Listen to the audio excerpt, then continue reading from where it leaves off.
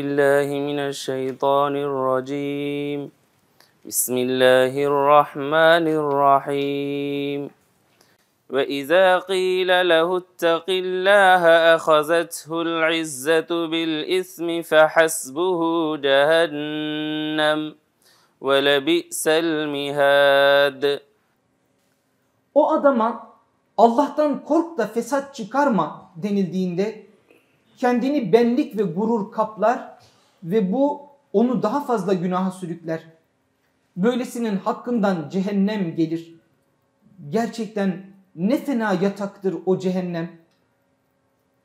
İnsanlardan öylesi de... Bu cehennem, canı cehenneme gibi filan deriz.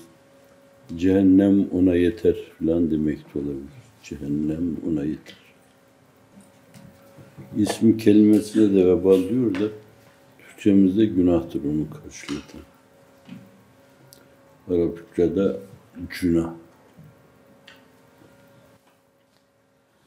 أَمْ حَسِبْتُمْ أَنْ تَدْخُلُوا الْجَنَّةَ وَلَمَّا يَأْتِكُمْ مَثَلُ الَّذِينَ خَلَوْا مِنْ قَبْلِكُمْ مَسَّتْهُمُ الْبَأْسَاءُ وَالضَّرَّاءُ وَزُلْزِلُوا حَتَّى يَقُولَ الرَّسُولُ وَالَّذِينَ آمَنُوا مَعَهُ مَتَى نَصْرُ اللَّهِ أَلَا إِنَّ نَصْرَ اللَّهِ قَرِيبٌ.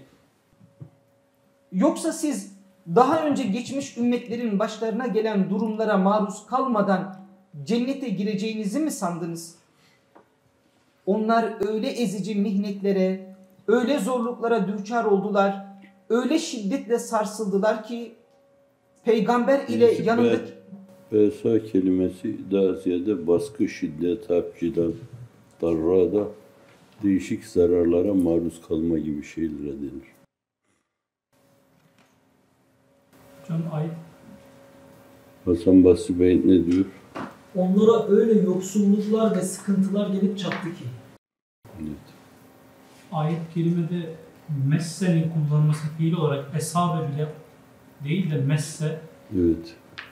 Dokunma demek gibi bir şey oluyor. Biraz daha yumuşak demek yani. Burada da belki meselenin en hafifi bile böyle bu şiddeti yapıyorsa daha şiddetlisi de olabilir. وَلَا تَجْعَلُوا اللّٰهَ عُرْضَةً لِأَيْمَانِكُمْ أَنْ تَبَرُّوا وَتَتَّقُوا وَتُصْلِحُوا بَيْنَ النَّاسِ وَاللّٰهُ سَمِيعٌ عَلِيمٌ. Bir de Allah adına yemin ederek iyilik etmeye, günahlardan uzak durmaya ve insanların arasını düzeltmeye onun adını engel yapmayın. Allah hakkıyla işitir ve bilir.